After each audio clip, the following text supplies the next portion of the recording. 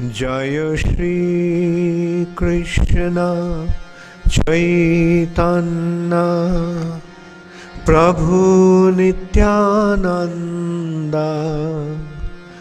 श्री अद्वैत गदाधर श्रीवासादि गौर भक्तवृंद।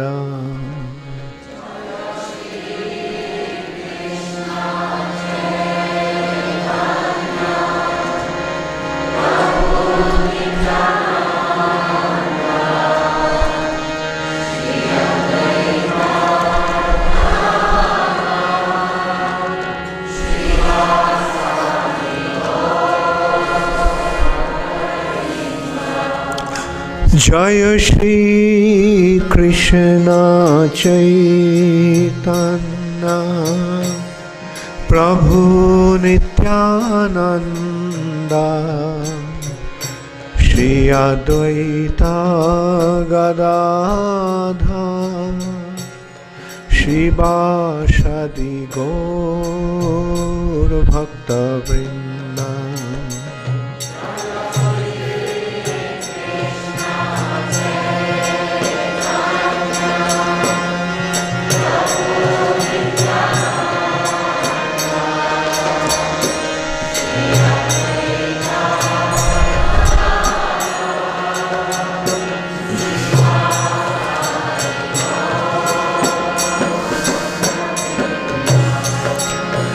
Hare Krishna, Hare Krishna, Krishna Krishna, Hare Hare, Hare Rama, Hare Rama, Rama Rama, Hare Hare.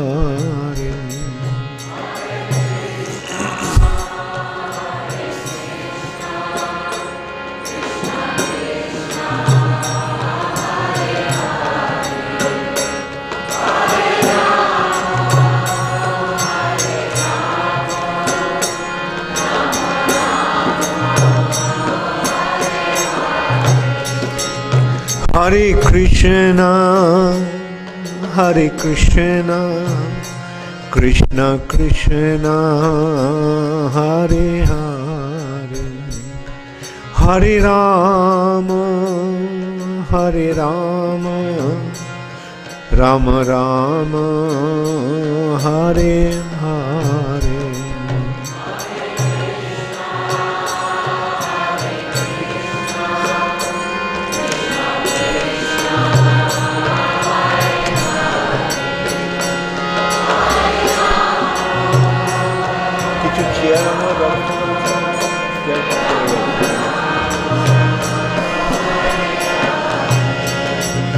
Hare Krishna, Hare Krishna, Krishna Krishna, Hare Hare, Hare Rama, Hare Rama, Rama Rama, Hare Hare.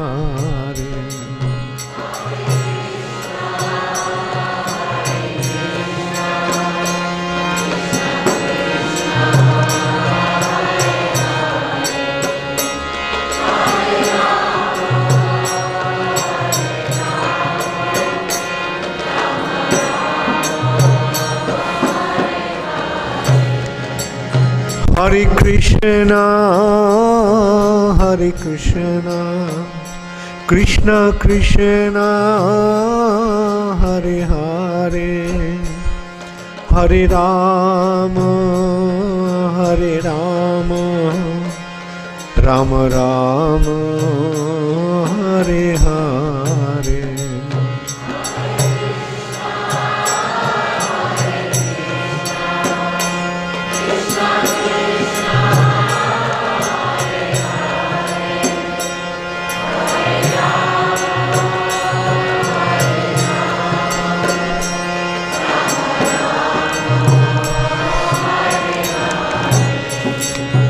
Hare Krishna, Hare Krishna, Krishna Krishna, Hare Hare, Hare, Hare Rama, Hare Rama, Rama Rama, Hare Hare.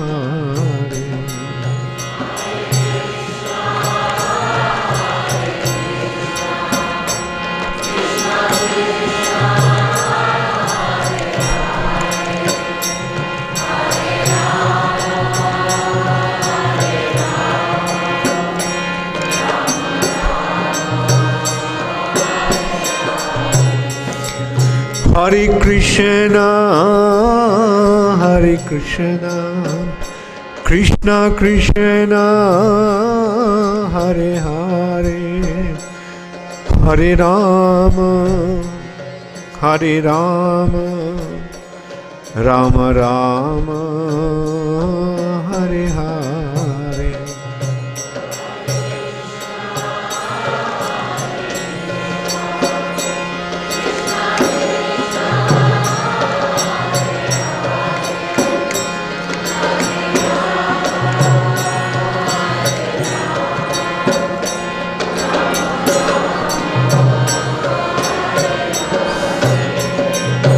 Hare Krishna, Hare Krishna, Krishna Krishna, Hare Hare, Hare Rama, Hare Rama, Rama Rama, Hare Hare.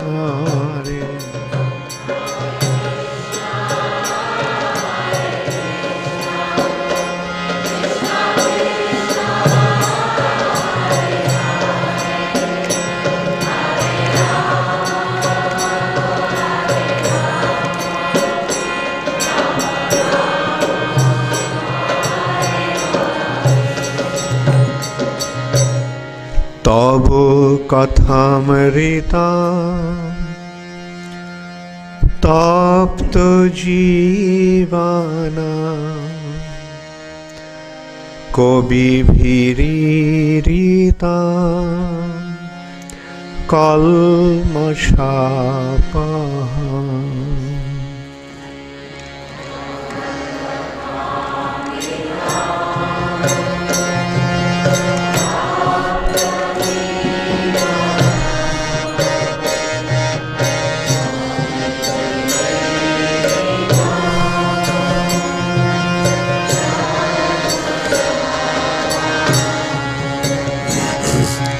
तब कथामृता तप्त जीवाना कविभिरीरिता कल्मषापहा।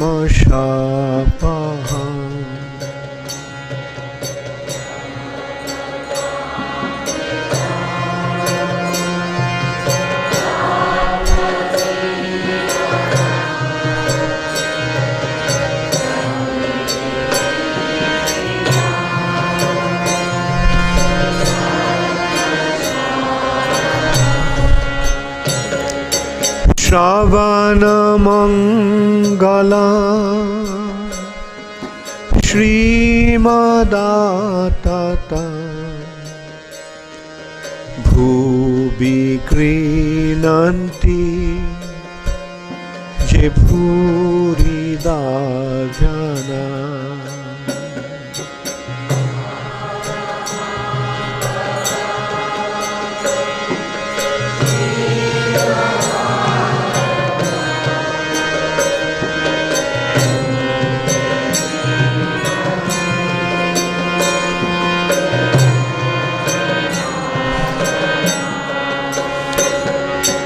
श्रवणमङ्गला श्रीमदातत भुवि गृह्णन्ति ये भूरिदा जना।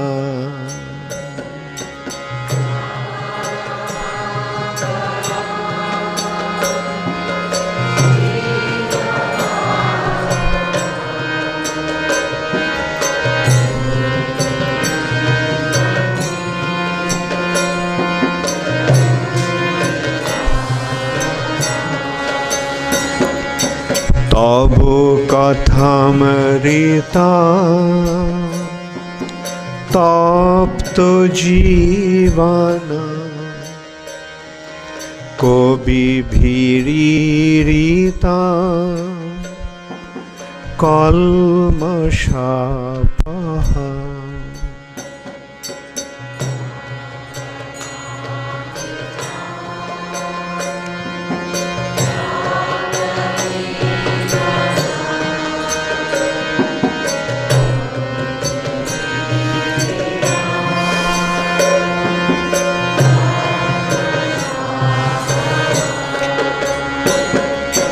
শ্রবণ Mangala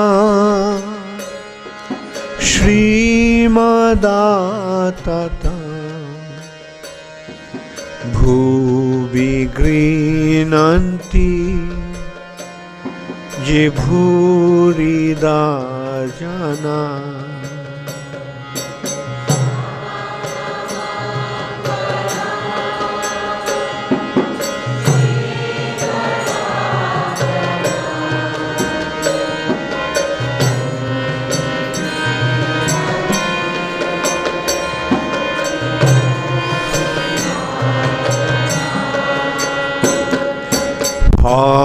Hare Krishna,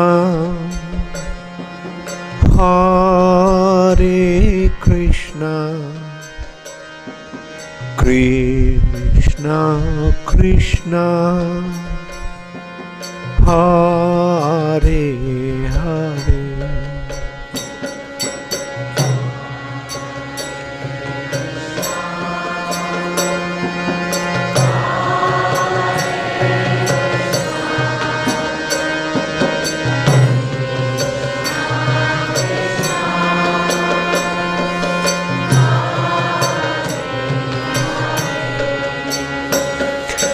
Hare Rama,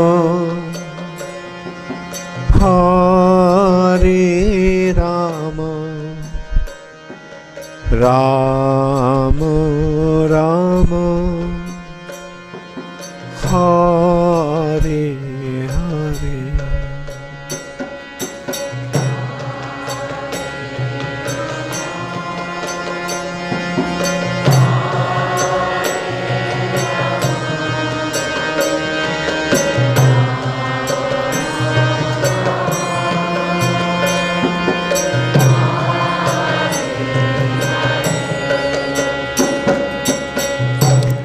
Nitai Gaur Hari Bol, Hari Bol, Hari Bol, Hari Bol.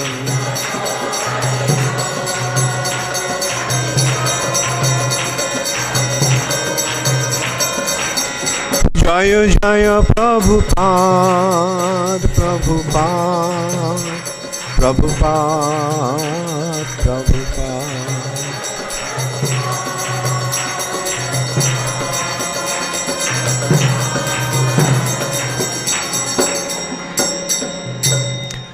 Gaur Premanande Hari Hari Bol. Hare Krishna. So nice to meet all of you. Thank you very much for coming.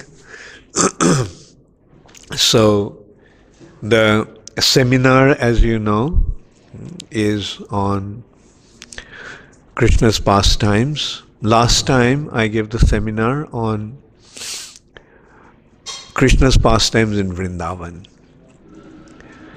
And this time I thought of discussing about what Krishna did after he left Vrindavan. Somebody can pick up those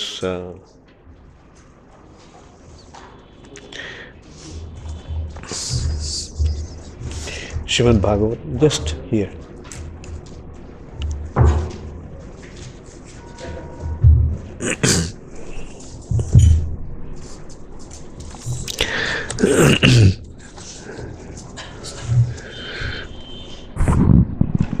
Krishna was in Vrindavan. It's okay.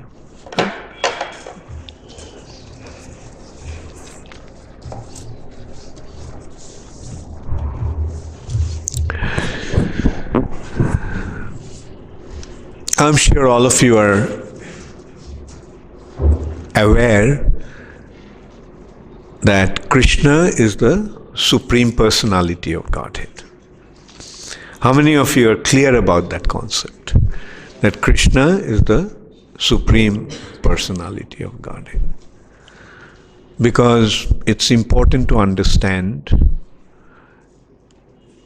about Krishna's identity.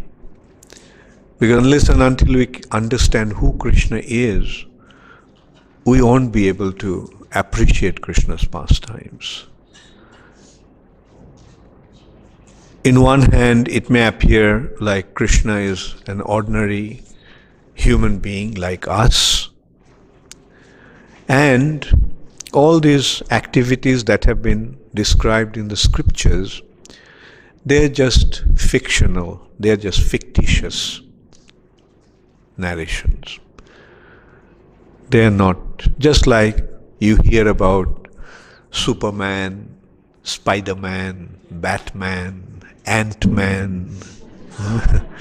So, like it may appear that these activities that have been described in Bhagavatam and other scriptures are such exaggerated or fictitious descriptions, a product of somebody's fertile imagination. But when we recognize that Krishna is the Supreme Personality of Godhead, then one thing at least becomes clear in our minds, that Krishna can do anything. Like, you will hear about things like in Krishna's pastimes, that someone attacked Krishna with 30 million soldiers. They were not ordinary soldiers. They were so powerful that they could even fight with the demigods. And they were not all foot soldiers. They were soldiers on horseback, soldiers on elephants, soldiers on chariots. Many of them could fight from the space. And such individuals with amazing ability to fight. And Krishna annihilated all that 30 million soldiers. Now, in one hand, it may appear that how is it possible that somebody can do such a thing? Yes, nobody can do such a thing, but Krishna can. Because Krishna is the Supreme Personality of Godhead. Aren't you aware of the fact God said, "Let there be light," and there was light? Are you aware of the fact that when the Lord lies down on a causal ocean, and as he breathes, not only from his nose and mouth, but also from every pore of his body, the bubbles that are generated in causal ocean are the universes. The universe that we are residing in, like at least we are aware of one universe where we are. It is an universe. Now how did this universe generate? How did this universe come about? How many of you know?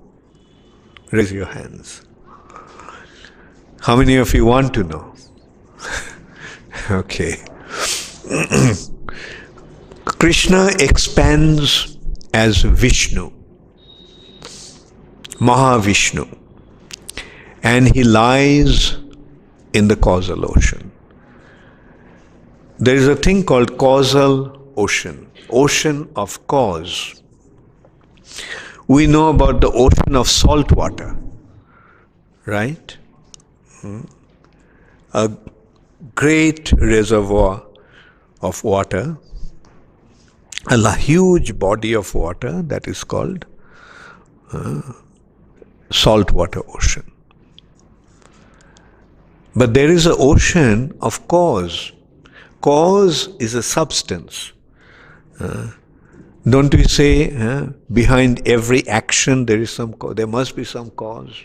Cause and effect. Everything happens due to some cause.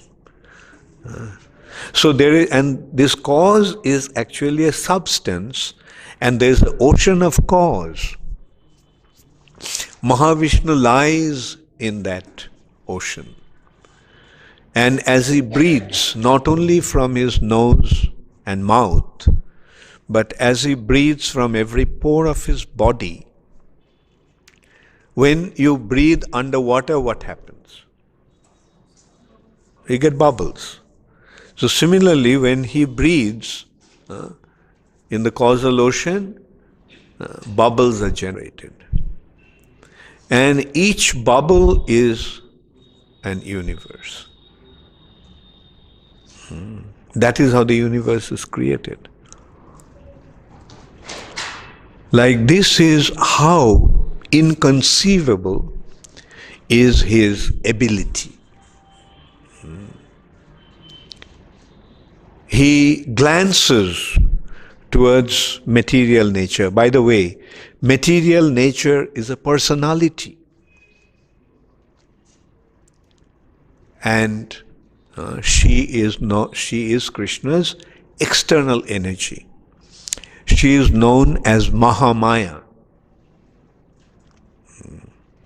She is known as Durga, Kali, Chandi, etc. She is a person. Durga is a person. Who is Durga? She is the personification of the material nature. So Durga is a person. Krishna glances towards Durga or material nature, Mahamaya, and the creation begins. That's another aspect of the creation. Through his glance, the living entities are projected onto the material nature. We all came from the spiritual world. How did we come here? Through his glance. He glanced towards the material nature, we are projected. And that also came through a divine medium of another personality, who is Lord Shiva. We came into the material nature through Lord Shiva, which is actually Krishna's glance. Krishna's glance takes the shape in the form of time.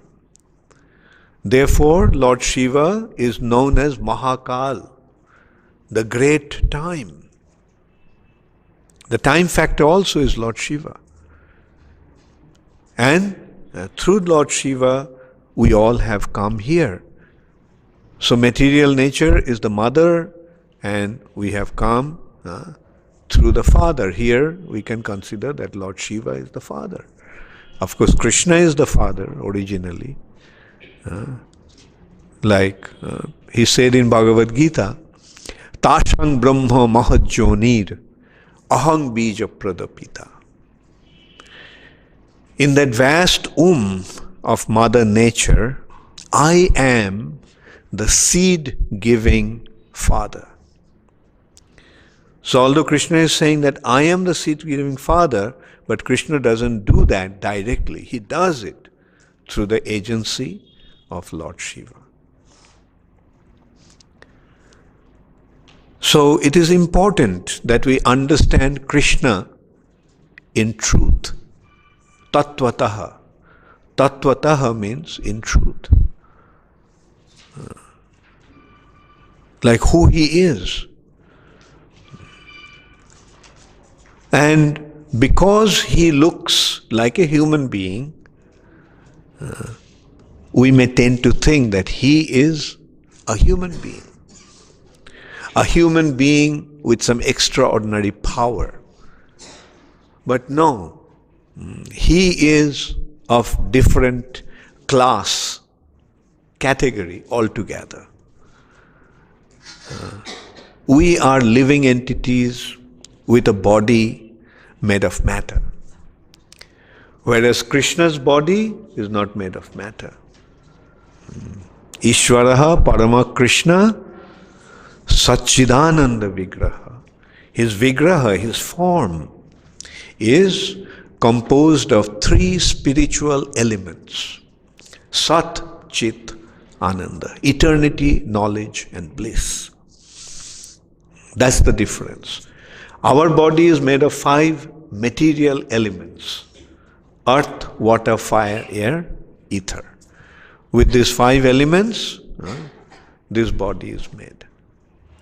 Out of these 5, the predominating element is actually water.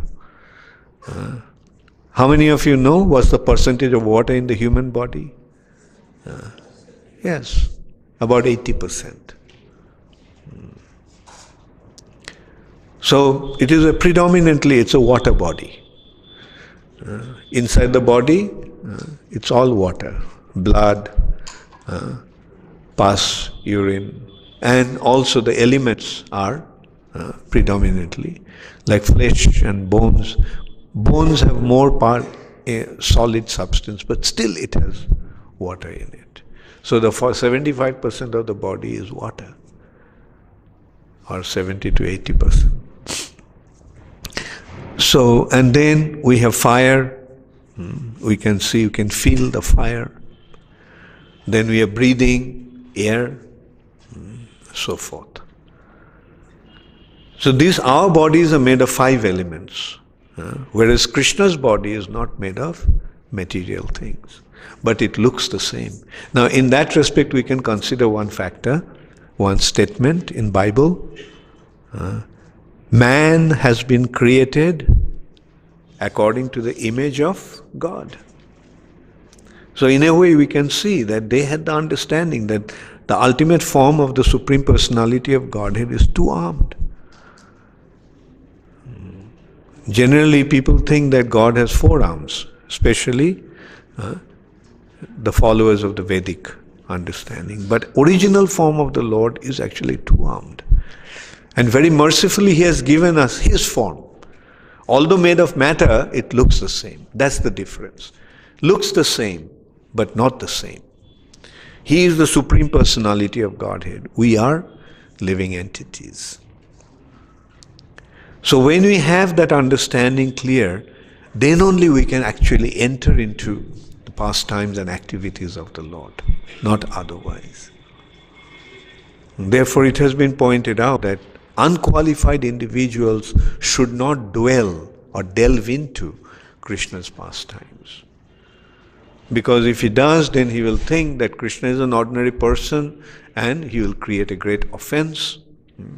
Because Krishna's pastimes, because he is the supreme enjoyer, his pastimes are predominantly dealing with enjoyment.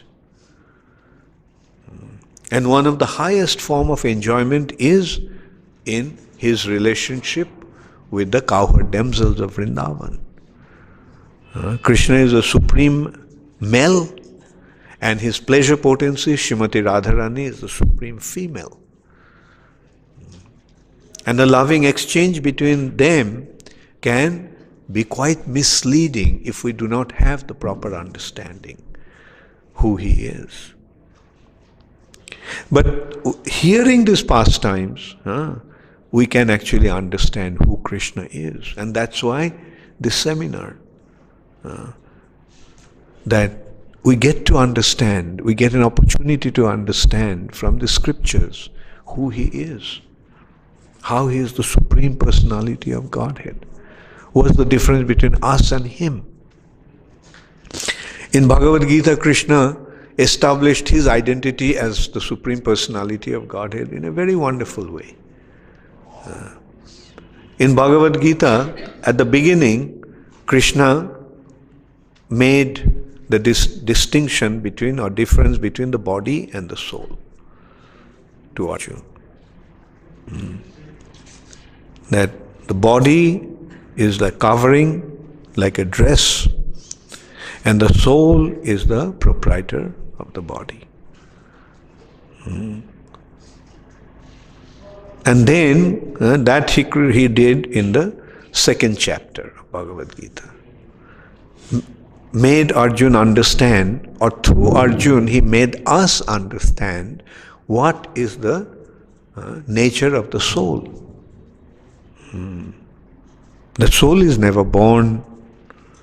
Rather, when the soul accepts a body, the body is born. Soul is never born.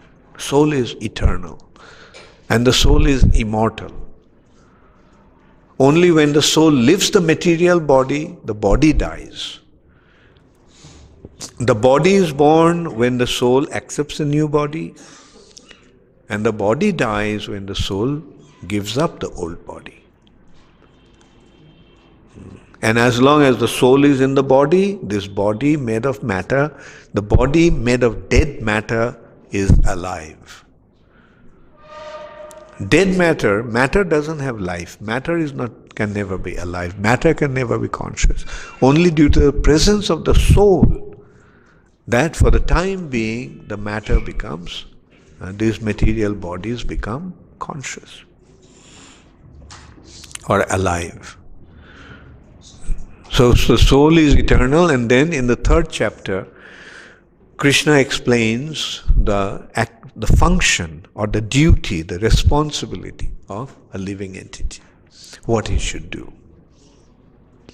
Then after explaining that, Krishna, in the 4th chapter, beginning of 4th chapter, Krishna says, I gave this knowledge first to the sun god, Vivashwan.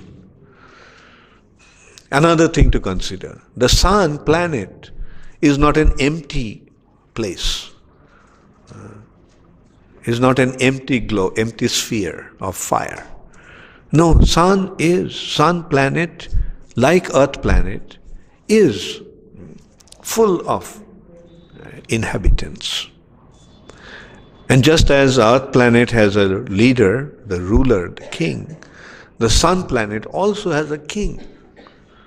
And the king of the sun planet is known as Vivashwan. So Krishna says, I gave this knowledge first to Vivashwan. And Vivashwan gave it to his son Manu. Manu gave it to his son Ikshaku. And in this way, through a disciplic succession, meaning from the spiritual master to disciple, this knowledge had been flowing since time immemorial. So Arjuna naturally questioned, you are born just the other day, so how can I understand? And sun god, Vivashwan, appeared so many billions of years ago. How can I recognize, how can I understand that you gave him that knowledge? So Krishna's response to that was, Arjuna, there was never a time when you are not here, or I was not here, or this kings here will not be here. We have always been. Arjuna, you have taken birth many, many times, so did I. But about those births, you don't remember anything, whereas I remember everything. So in this way, Krishna is establishing the difference between Arjuna and him, between a living entity and him as the Supreme Personality of Godhead. We forget what to speak of previous birth. We even forget about what he did the previous day. So this is the extent of our memory. Whereas Krishna remembers everything. He remembers everything. With us, when we die, our memory is practically obliterated, wiped out completely. And in another body, when we begin from the scratch, begin from the beginning. And then we acquire all kinds of information in our memory about what we do, what we see. And then it is, again, when we leave the body, memory is wiped out. So that is the case with us. Whereas Krishna's case is different. He never forgets. And that is what makes him the Supreme Personality of Godhead. And then he pointed out that he is unborn. But although he is unborn, he takes birth just for the sake of displaying his pastimes. Why does he come? Why does he come to this material nature? He comes to material nature to re-establish dharma, the law and order that has been given by him. So in this way, Krishna established his identity. Does anybody have any doubt now about who Krishna is? Once again, how many of you have accepted wholeheartedly that Krishna is the Supreme Personality of Godhead? Now, what Krishna do, can you do? Or can Krishna do all kinds of inconceivable things? So that is the thing. Krishna can do, Krishna's ability is inconceivable. Therefore, we should never question Krishna's ability. All it needs is simple intelligence. I said simple intelligence because there are two types of intelligence. One is simple intelligence, another is crooked intelligence. And the crooked intelligence will never be able to understand Krishna. They'll always doubt. They'll always doubt because they have put themselves in the center. They think that whatever they know, that is the ultimate. And they don't want to accept anything that is beyond their conceivable concept. In this respect, there is a very nice example given. Like, there is a frog in a well. And one frog came and told that frog of the well about the ocean. So the frog of the well asked him, how big is the ocean? He said, it's huge, it's endless, it's really inconceivable how big it is. So he said, oh, is it 10 times the size of this well? Is it 100 times the size of the well? Is the ocean 1,000 times the size of the well? Now from the perspective of the well, can he ever measure the ocean? No. Similarly, with our limited material knowledge, we should never try to fathom the spiritual reality. It's beyond our intellectual ability. Therefore, the first consideration in this respect to accept this information is faith. Faith.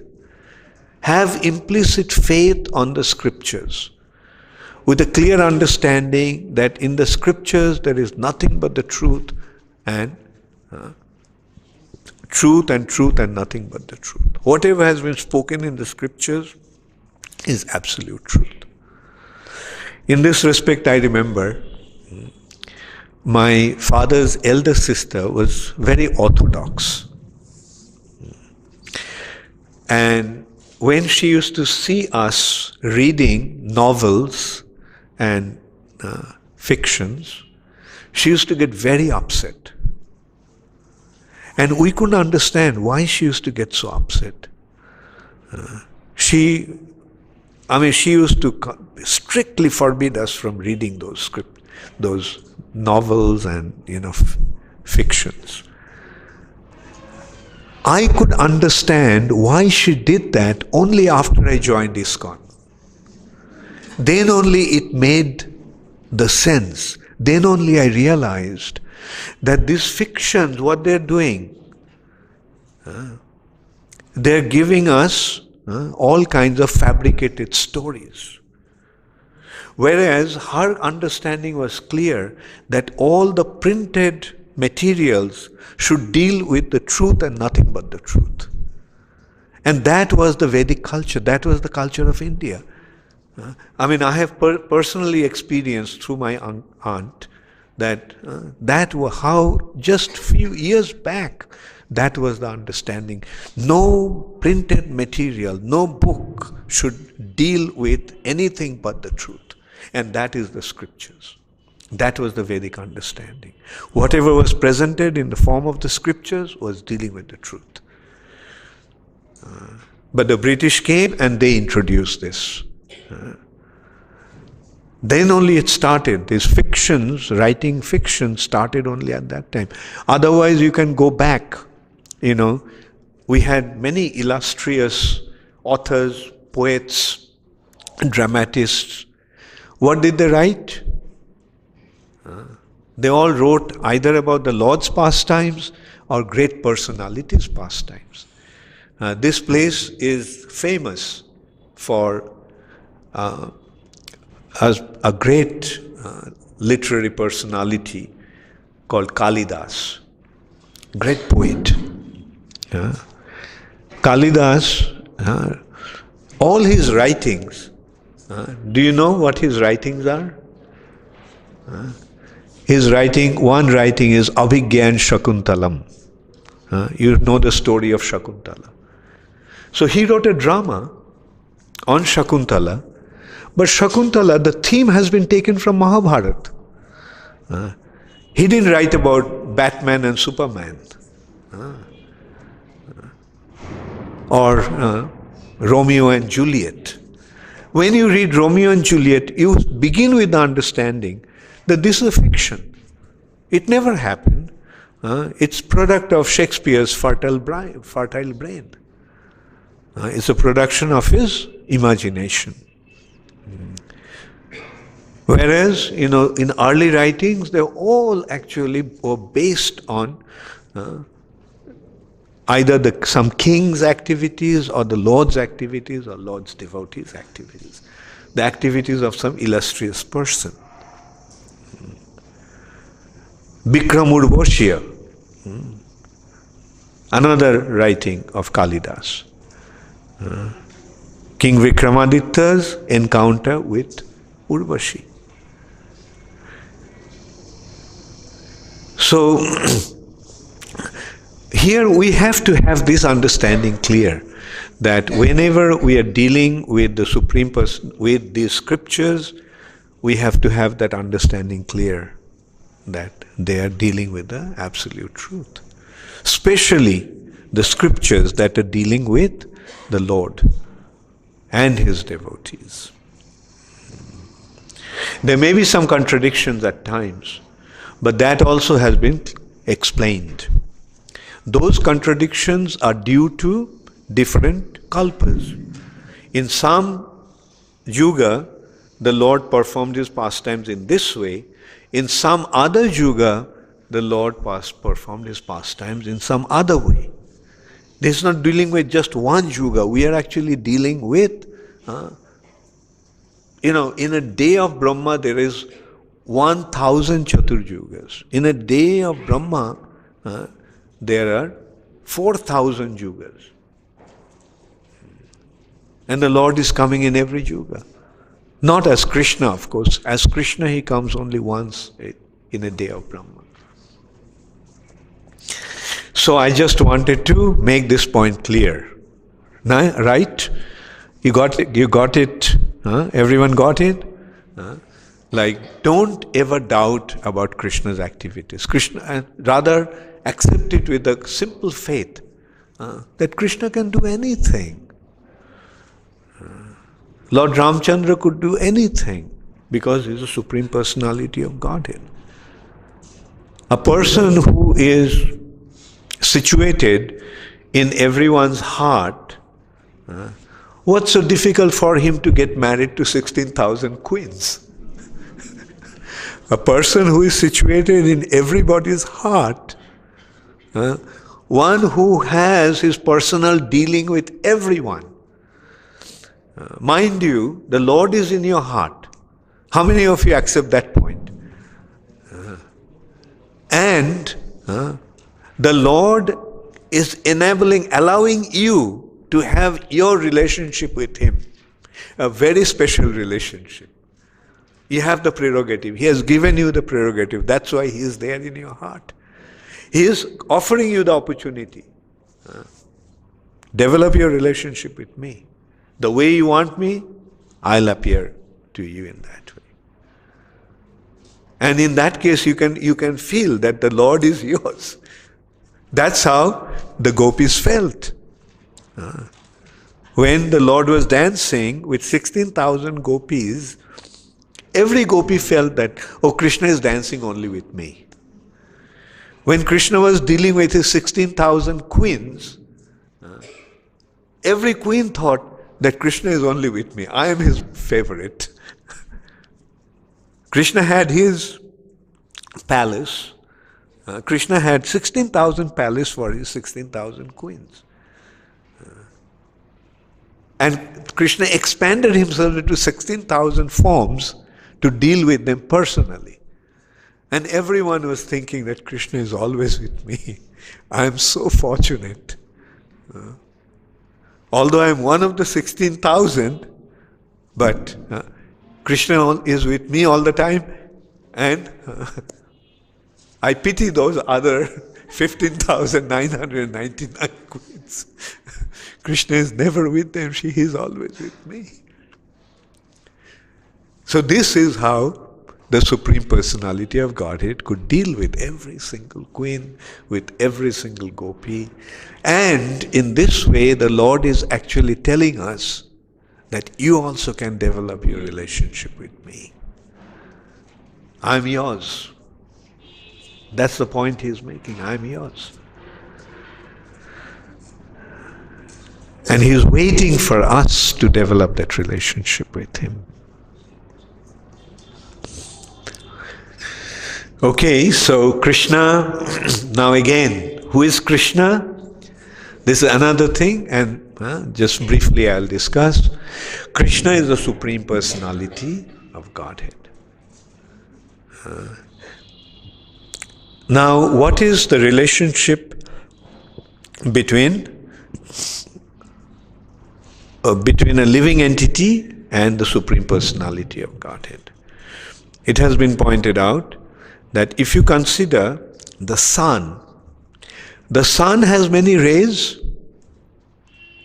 Sun has innumerable rays. But those rays are tiny little suns. All the qualities of the sun is there, but in a minute way.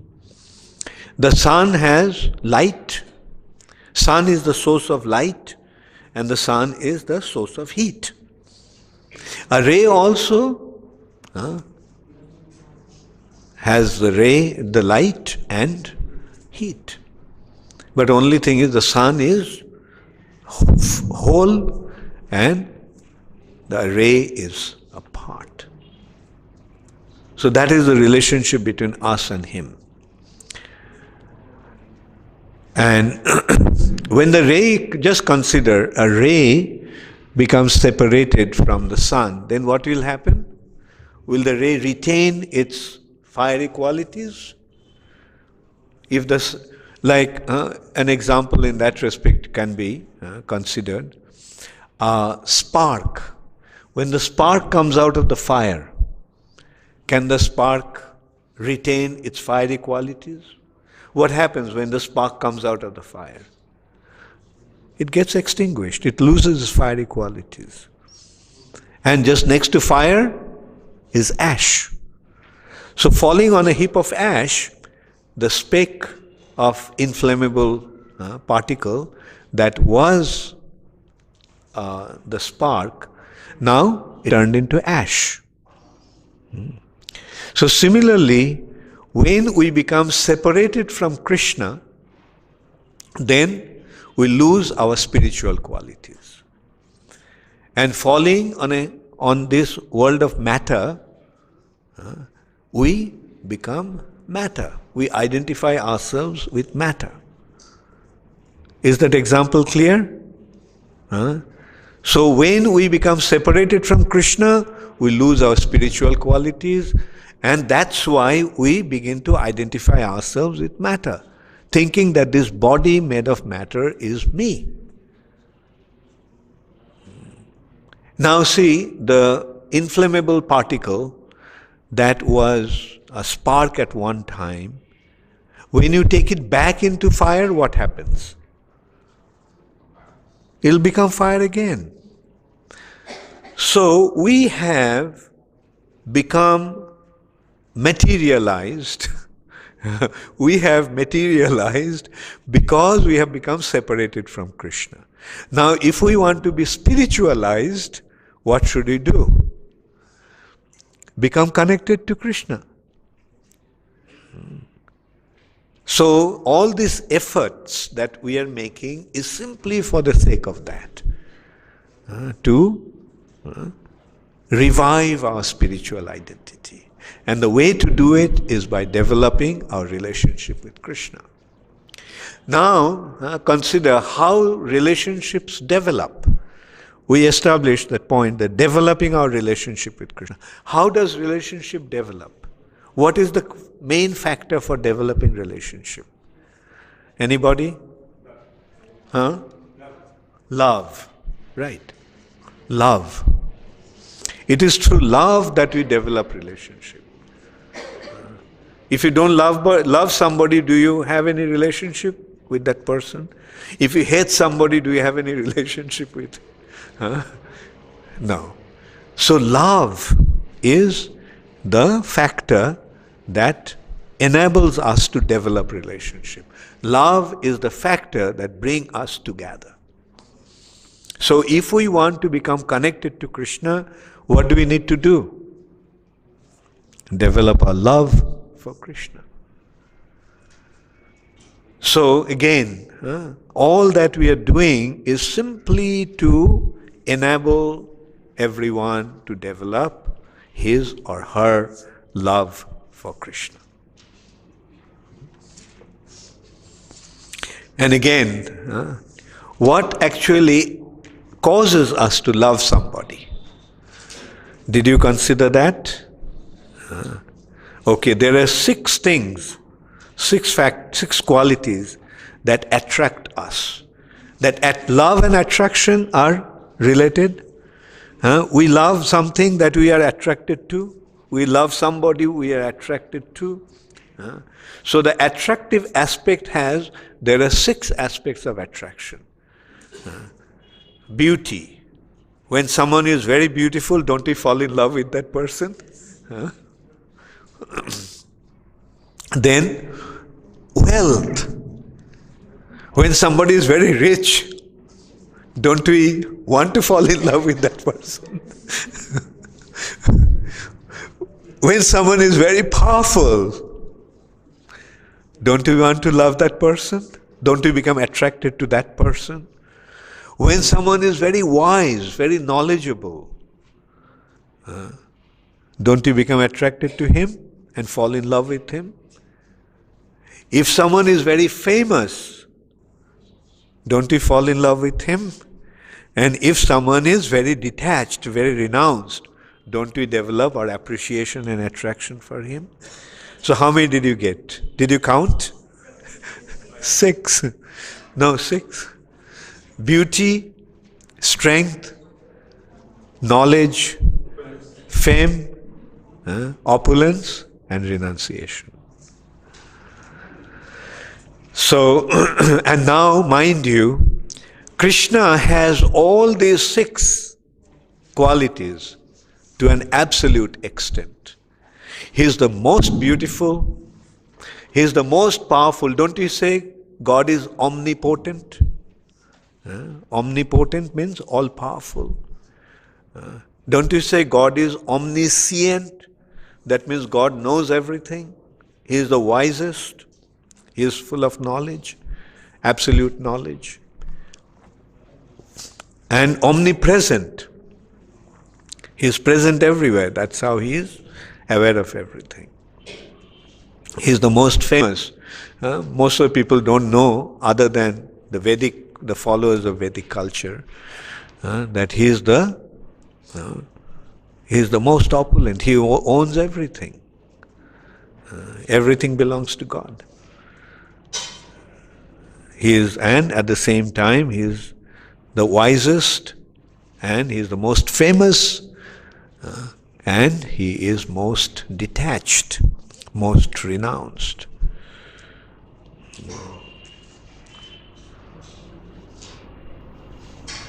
Anyway, so these are the natural features of attraction to the Supreme Personality of Godhead.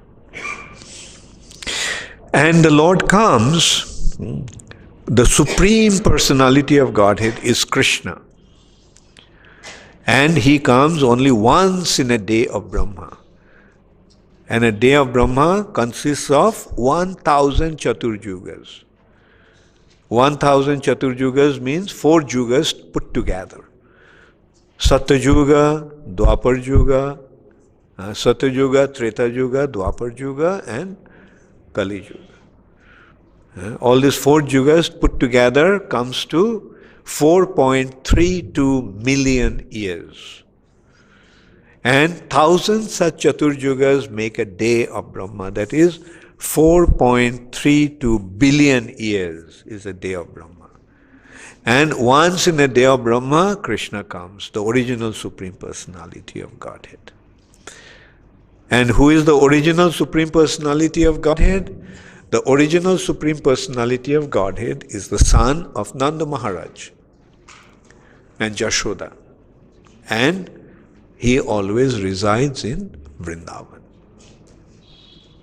But then his expansion, he expands. Like we gave the example of the sun expands into many suns. All those suns will have the same quality, same power, same characteristics. One becomes 2, becomes 20, 200, 2000, and so forth. But they are all the same sun. This is how Krishna expands himself. Krishna's first expansion is in Dwarka. That is, in Dwarka, Krishna is son of Devaki and Vasudeva. And he has the 4 aspects, the quadruple, Chaturbuha, the quadruple expansions. Krishna is Vasudeva, Balaram is Shankarshan, then Pradyumna and Aniruddha. So Krishna performed his wonderful pastimes in Vrindavan. Then he left Vrindavan. In Vrindavan, what Krishna was doing, Krishna was playing with the cowherd boys during the day, and Krishna was playing with the cowherd girls at night. Is there anything wrong if Krishna dances with the gopis at night? He is the Supreme Personality of Godhead. Like in that respect, I heard one encounter that Srila Prabhupada had with one Indian scholar in Philadelphia. That person was an Indian, he was a Bengali, a professor. And he was talking to Srila Prabhupada, and he was telling that Krishna's activities were immoral. Because the way he dealt with the gopis, the Prabhupada was trying to explain that for Krishna there is nothing immoral. Because he is the supreme proprietor. So if the owner enjoys something, can there be anything wrong in that? No, because he owns and the owner has a natural right over enjoying his possessions. And that man would not listen, but just continued to argue. Then finally Prabhupada just told him quite strongly, your relationship with your wife is immoral. He said, you have taken Krishna's property and trying to enjoy her. So ultimately, Krishna is the supreme proprietor. And of course, don't worry about it. Like in the material nature, Krishna allows living entities to go through certain experiences. But then that's why there is a consideration of social approval. A man and woman, when they get together, there is a consideration of marriage. And through marriage, they take up the responsibility. What's the purpose of marriage? Procreation. Putrarthe kriyate bharja. One accepts his wife for the sake of procreation. And that follows certain social convention, social custom. And that's why it is accepted.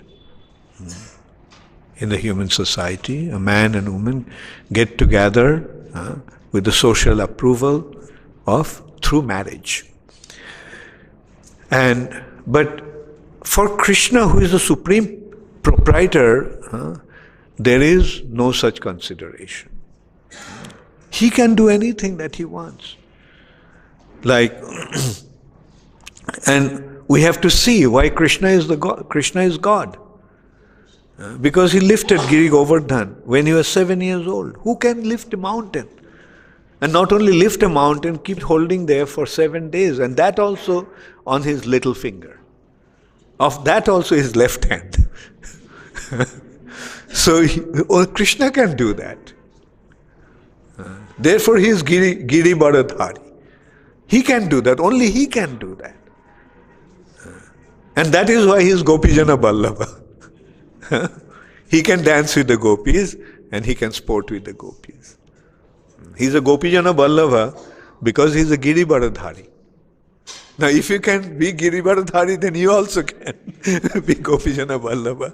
But first you become Giri Baradhari and then you become Gopijana Ballabha.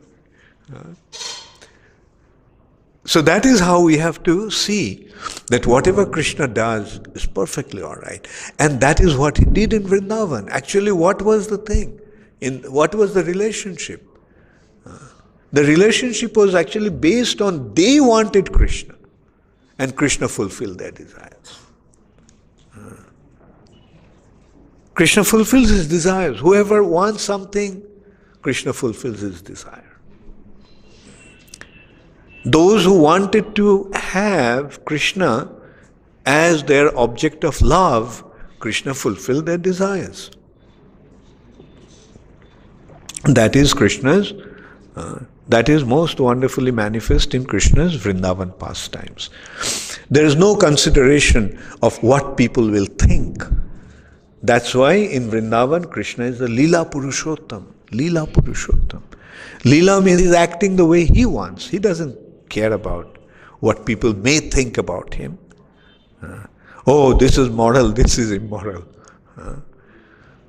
Krishna's consideration in that respect is, okay, you get lost. I don't care about what you think. I am simply reciprocating with my dear devotees. The way they want me, I am simply responding to their desire. And that is Krishna's mood in Vrindavan. Now, can there be anything inappropriate in that? No.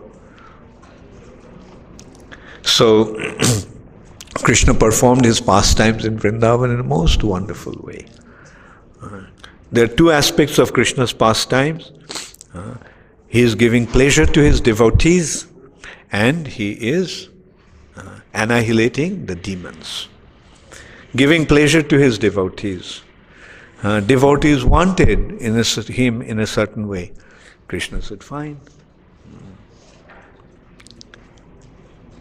Like many gopis in Vrindavan wanted to have Krishna as their son.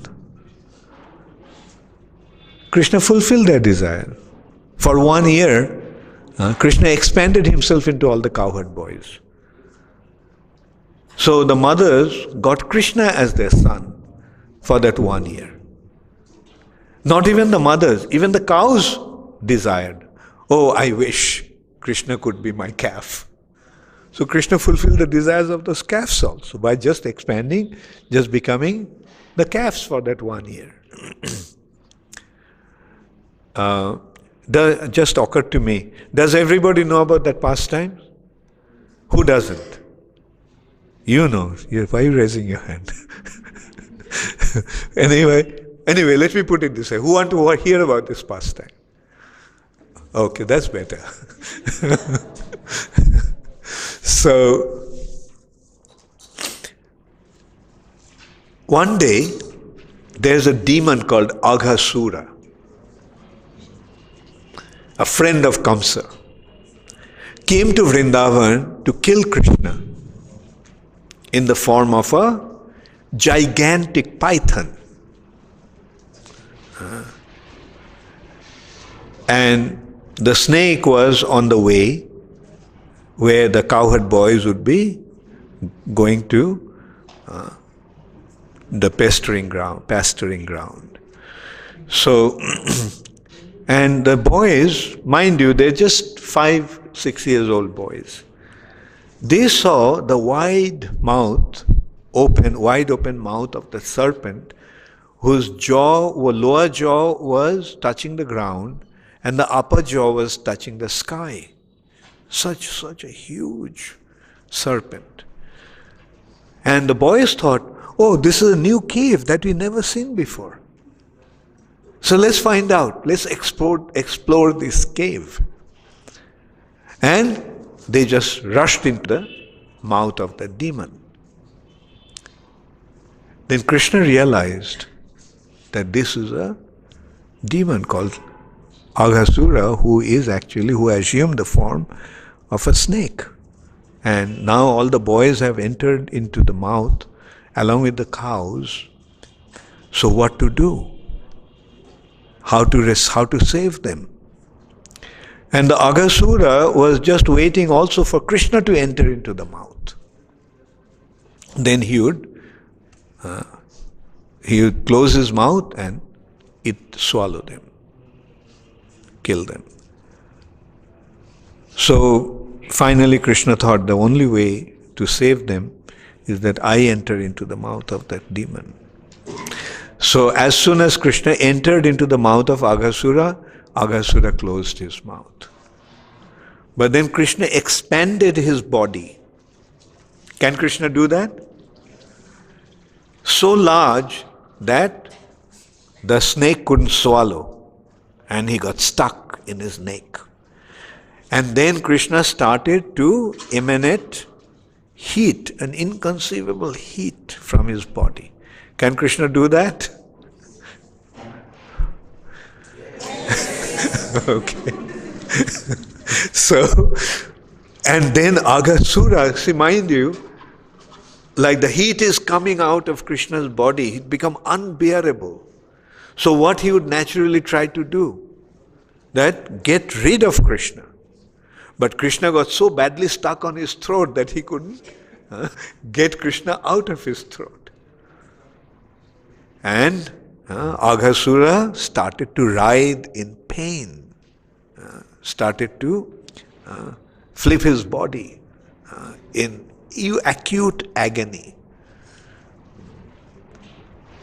And he could not leave his body because the soul, to leave his body, had to come out of some hole. Now Krishna is stuck on his throat. So eventually Aghasura left his body from the top of his head. And after he left his body, Aghasura's soul just stayed suspended in the space for a while, until Krishna came out of his mouth. And when Krishna came out of his mouth, Aghasura's soul entered into Krishna's body. Brahma was watching that, and he began to wonder who that is. That Aghasura was so powerful that demigods used to just tremble with fear just hearing his name. Aghasura was so powerful that no demigod, including even Lord Shiva, could deal with him. So they began to wonder, who is this boy that killed Aghasura so easily? And Aghasura's soul entered into his body. Who this person is? Is he my Lord and Master Narayan? And so Brahma started to watch the cowherd boys, Krishna, along with the cowherd boys. After killing Aghasura, rescuing his friends and the cows, Krishna came to the bank of Jamuna and they sat down to eat their breakfast. Everyone brought some food from his home and they led the calves to graze in the field. And then Brahma saw that these boys are surrounding Krishna and having their breakfast. Different boys brought different things from his home. And as they took something, and if they liked it, they would offer it to Krishna. Krishna, see how wonderful this gulab jamun is that my mother made. So Krishna, taste it, see how wonderful it is. And Krishna is eating it. Some other boy said, look at the kheer kadam that my mother made.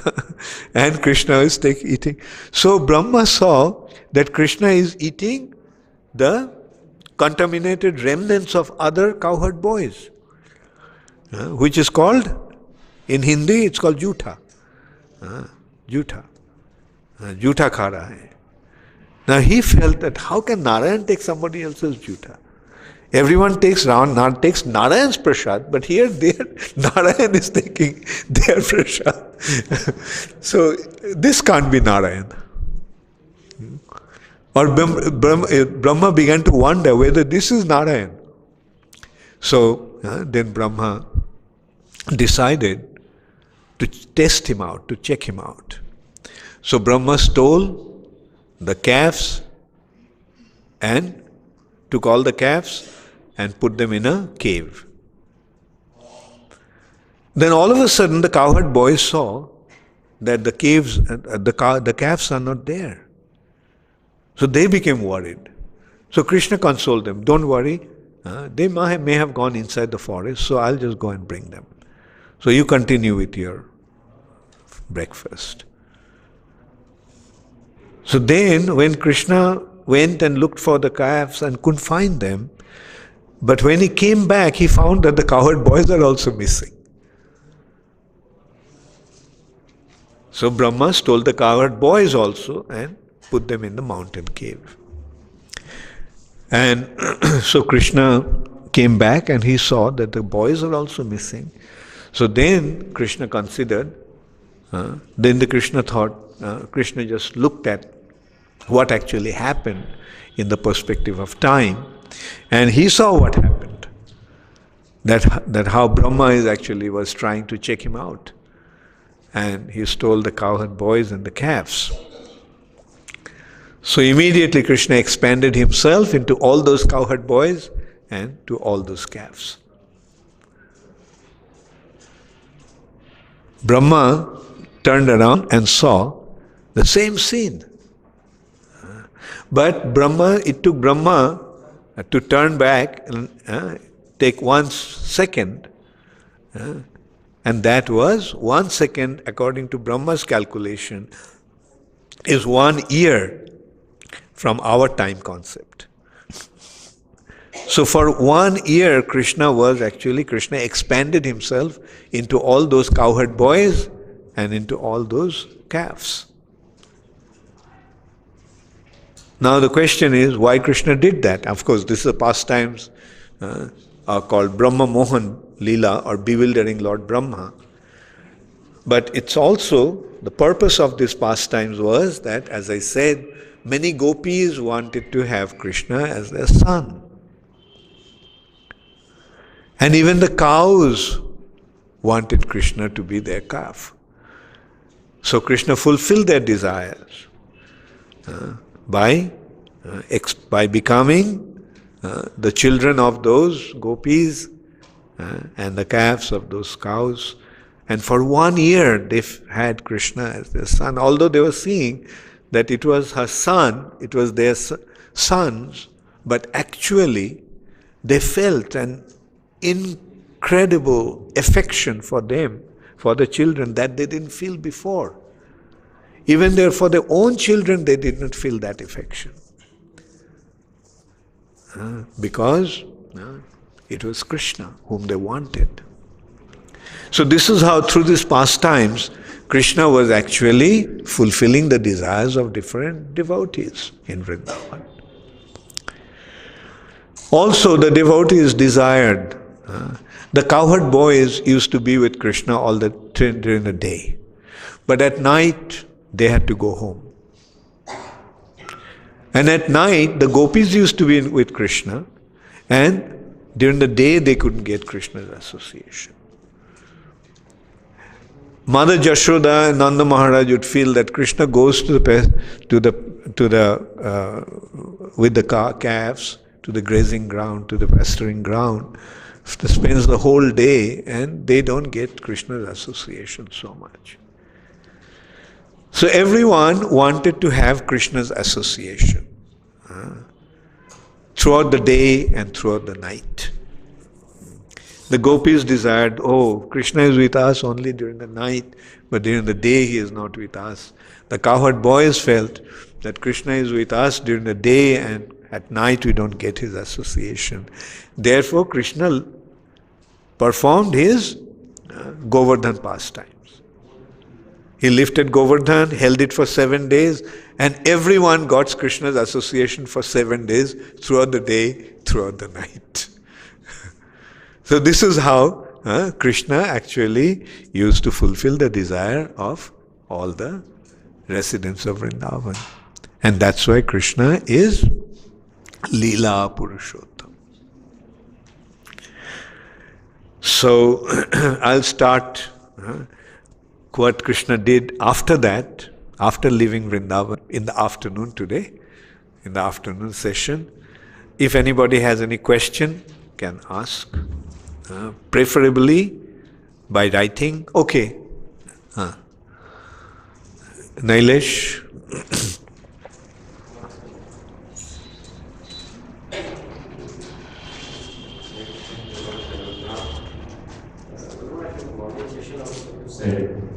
One session also you said that when the soul is body, whatever he learned has lost in the world.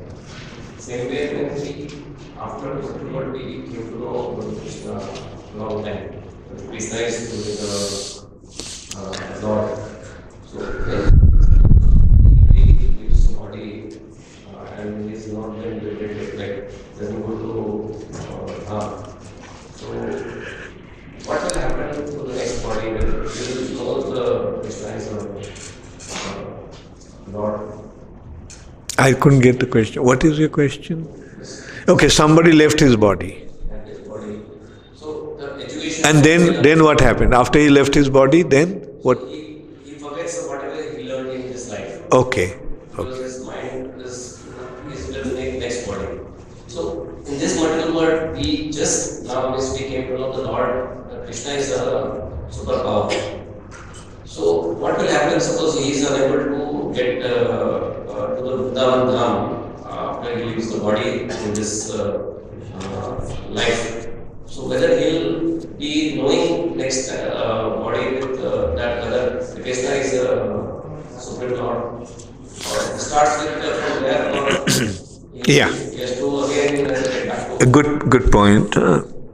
It's said that, you see, if someone practices Krishna consciousness and did not complete his, did not go back to Godhead, then whatever he has acquired will remain with him.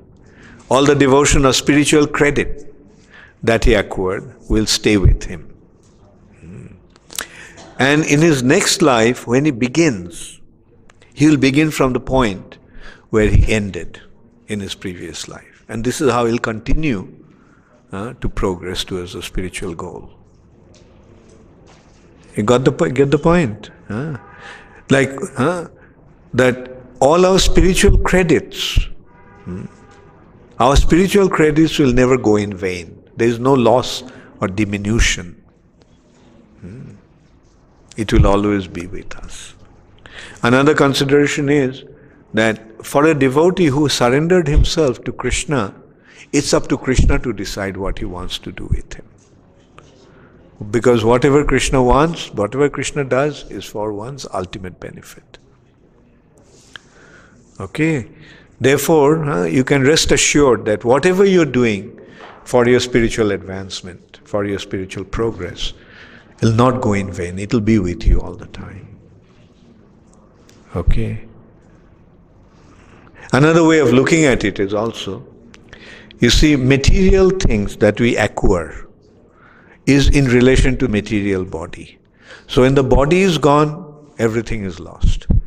You see, our learning, our wealth, all that we have acquired in this life, at the time of death, we have to leave them behind. Right? Because they were in relation to the body. That's why it's all finished. Whereas our spiritual credits are with the spirit soul. And since the spirit soul is eternal, those credits also will remain with the spirit soul all the time, because they are in relation to the spirit soul.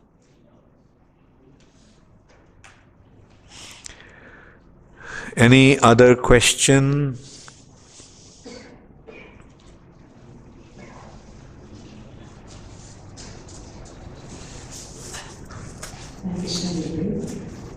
मेरा question मैं हिंदी में पूछ सकती हूँ। शायद stupid लगेगा कुछ, मुझे पता नहीं, पर मेरे कई दिनों से ये ख्याल आता है मेरे मन में। जैसे कृष्ण है, उससे हम प्रीच करते हैं कि आप सब उनसे प्यार कीजिए, जैसे हम प्रीच करके जाते हैं। पर हमारा जो मटेरियल रिलेशन है, तो उसमें क्यों हमें जेलस आ जाती है? हमको जैसे फ्रेंड हुए या कोई भी उसको शेयर करना नहीं चाहते, वो हमारे तक ही सीमित रहनी चाहिए। और कृष्ण को हम प्यार करते हैं तो हम कहते हैं और भी प्यार करो, आप भी प्यार करो। क्या ये क्यों ऐसे होता है? हमारे मटेरियल रिलेशन में हम इतने क्यों बाउंड हैं? That means your family, then materially those who are related, they are not accepting. नहीं, मतलब उनको हम किसी के साथ में समझो दो फ्रेंड हैं, कोई तीसरी फ्रेंड उससे प्यार करती है, हमको लगता है क्यों वो उससे प्यार करती है, मुझसे ही प्यार करनी चाहिए। जबकि हम कृष्ण को कहते हैं कि आप सब उनसे प्यार कीजिए, हम प्रीच करने जाते हैं जो भक्ति, हम सबसे कहते हैं कि भक्ति करो। पर यहाँ के रिलेशन में हम कुछ ईर्ष्या आती है, क्यों इस तरह से होता है? तो कृष्ण को प्यार करने से भी गुस्सा आता है जब कृष्ण और किसी को प्यार करता है। वो होता है, ऐसा होता है जब राधा रानी सुनती हैं कि कृष्ण और किसी को प्यार करता है तो उसका बहुत गुस्सा होता है। The question is that in our material relationships, when we love somebody and that person loves someone else, then we become envious. Now, do we also become equally envious when we develop our love for Krishna? But on the other hand, what we do, we are telling everybody you love Krishna. That is because you are very generous. So you want to share your love with those who you love. But when it comes to this aspect, this situation or this level, when that intense loving relationship develops, then yes, one feels jealous about Krishna also. When Radharani gets to know that Krishna had an affair with someone else, then she gets really upset. But that is love. Love's nature is like that. But that kind of loving exchange or that kind of loving anger is possible only for Radharani to display. And our understanding is Krishna is Radharani's. So our business is to bring Radharani and Krishna together. We do not want to cut Radharani off and enjoy Krishna ourselves. No. Does it answer your question? It still looks like you're not satisfied with the answer. Okay. Yes, Radha Peri?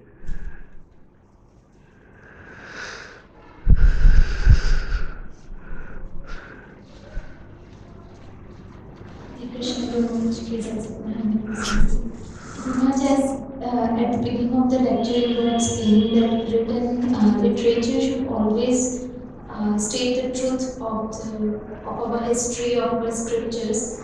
And recently, in the past few years, there is a book called the Shiva Trilogy. It's written by a Varanasi scholar, and the book explains like that everything is fiction, but the characters are Lord Shiva, Lord Vishnu, and means it says that Lord Shiva was not God, he was an ordinary person. He means so many fictitious things, and all the university students are crazy about that book, and they will tell you also you should read that book. It's fantastic, and that. So, what should devotees do in this situation? Well, you said it. You said it. They're crazy. So what a madman, there's a saying, what a madman will not do and what a goat will not eat. But those who are sane, they'll throw that book to Varanasi Ganga.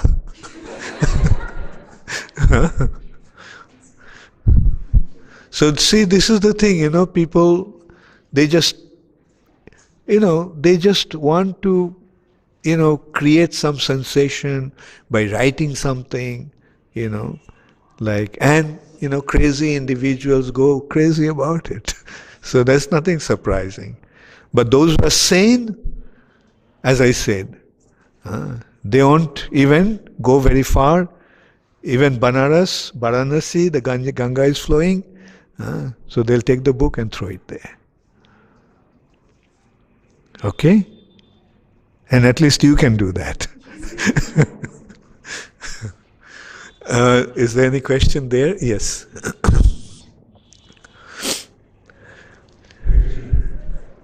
Maharaj, I have a question regarding surrendering yourself to Krishna. Yes, regarding? Surrendering yourself to Krishna. Surrendering. Krishna says that surrender yourself completely to me. I will give you total protection. Now, he also takes care of our past sins. Now, does it also mean all the prarabdha karma, those karmas which are, those things which are notified? Does it take care of those? Yeah. Like when Krishna says, I'll take care of all your sinful, I'll free you, I'll deliver you from all your sinful reactions. He is taking care of kutang, bijang, phalan, mukham, everything. All the prarabdhas and aprarabdha. But there is one consideration also. You see, that also will depend upon the degree of our surrender. Right? Like if we are, we may say that we are surrendering, but if our surrender is only 10%, then it won't be complete complete wiping out of the sins. Right? Total obliteration of sins will take place when there is total surrender. You get the point? But it doesn't matter.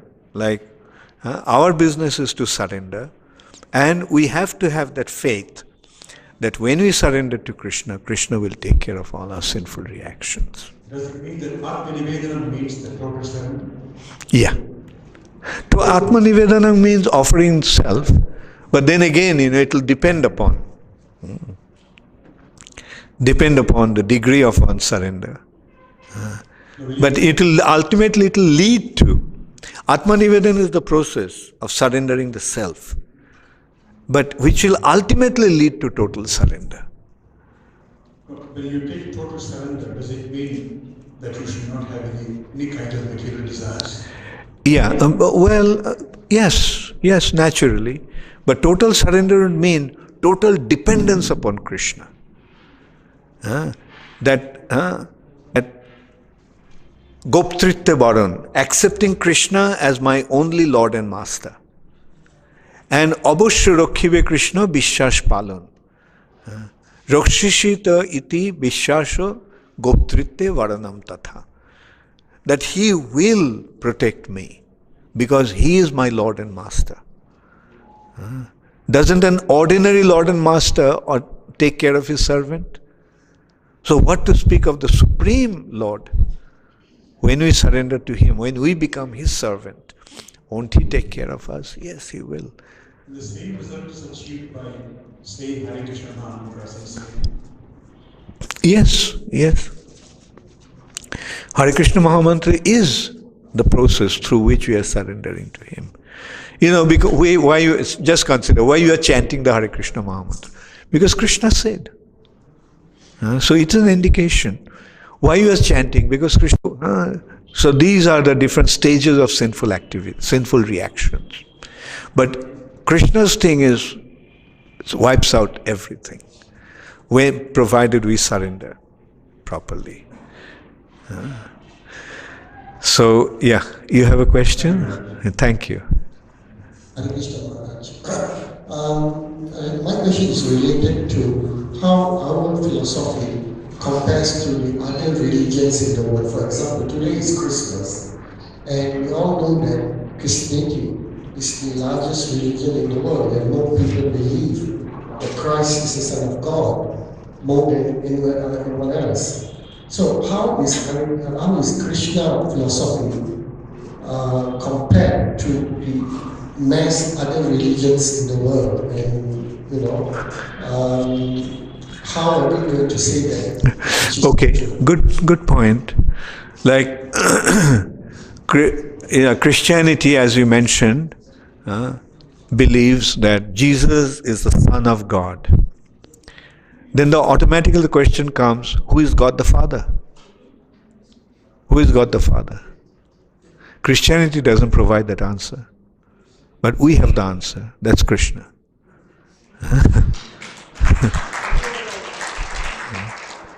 So, we're not contradicting anything. Only thing is that at a lower level, you have less information. And when you go to the higher level, you get more informations. And the Vedic concept is the highest level of spiritual understanding. Whereas Christianity is a very, preliminary level. Love thy father, Lord the God, and so forth. But, how can you love unless and until you get the information about that person? Unless you get to know the person. So they are saying, love thy father, Lord the God, but there is no information about God. And that is the problem with Christianity. At least in Christianity they are saying, love thy father, Lord the God. But Islam, don't even think about him. To think about him is blasphemy. So this is how you can see, how basic their understanding of God is. On the other hand, when you come to Krishna consciousness, when you get to the essence of the Vedic wisdom, what we are saying, if you want to know, what Prabhupada is saying, if you want to know about God, come to me. I can tell you what he looks like, I can tell you what his name is, I can tell you what he does, I can tell you where he lives, and I can even give you his telephone number. So that you can contact him. So that is the extent of the Vedic information.